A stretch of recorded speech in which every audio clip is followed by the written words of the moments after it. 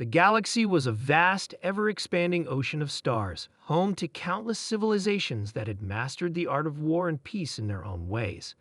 But when the Galactic Union called for an alliance against the growing threat of the Zarnax, a ruthless and technologically superior alien race, no one took Earth seriously. The humans, a relatively young species, had been part of the Union for only a few decades, and in that time they had earned little more than mockery from their peers.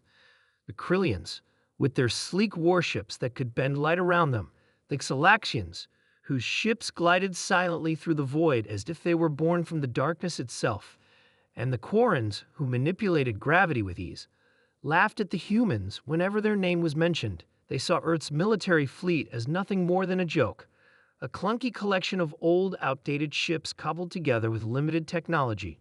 But humanity, as always, had a secret. For decades, Earth had been quietly building a fleet that surpassed any technology the galaxy had ever seen.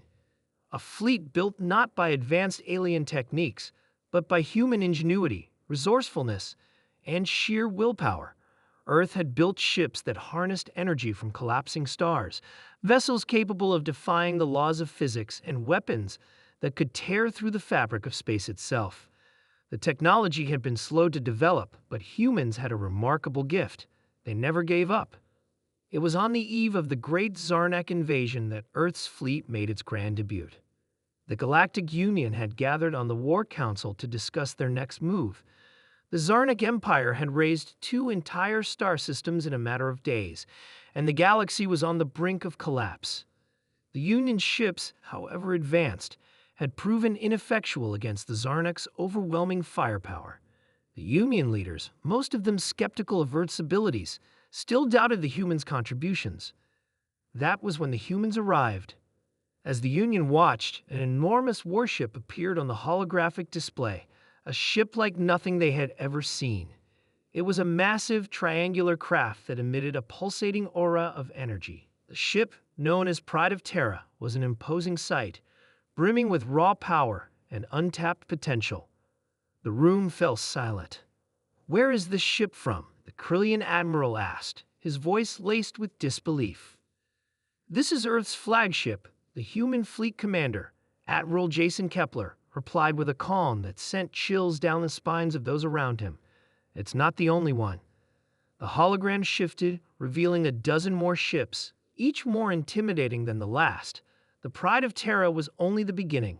Each ship was a masterpiece of human design, war vessels crafted from the core elements of space itself, equipped with shields that could reflect solar flares and engines that bent the very concept of time.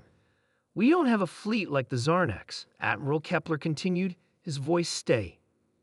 "We have something better. We have the human spirit. We have innovation, and we have the drive to push the limits of what's possible." The room erupted into murmurs, the skeptics now silenced by the sheer audacity of what they were seeing.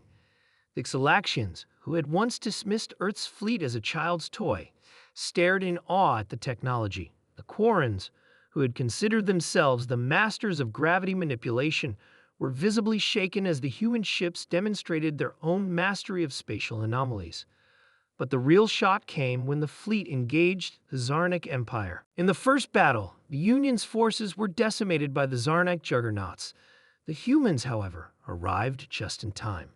As the Zarnax closed in on the Union's last stronghold, Earth's fleet emerged from hyperspace, the sheer force of their arrival tearing through the Zarnak formations. The battle was over in hours.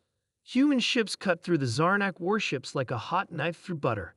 The Pride of Terra unleashed its main weapon, a quantum cannon that destabilized the Zarnak flagship with a single shot, sending it into a catastrophic collapse. Other human vessels used their advanced shielding and energy manipulation technologies to cripple the Zarnak's fleet, rendering their advanced weapons useless. By the time the battle was over, the Zarnak forces had been obliterated.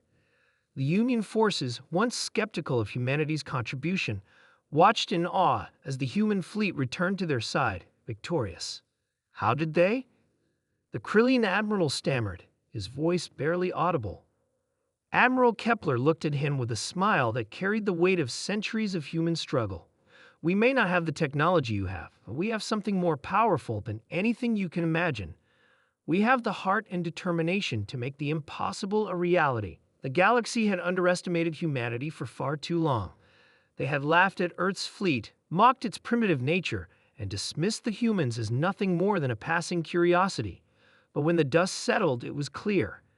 The humans had built a fleet that not only matched the power of the galaxy's greatest civilizations, but surpassed it in ways no one could have predicted. Humanity had shown the galaxy what it meant to never back down, to never stop innovating, and to fight for the survival of their species. And as the remnants of the Zarnik Empire scattered into the dark corners of space, the galaxy knew one thing for certain: they would never laugh at Earth's fleet again. The humans had proven what they had always known, that their greatest weapon was not in their ships, their technology, or their weapons, but in their unyielding will to survive. And the galaxy would never forget the day they realized that humans had built it all.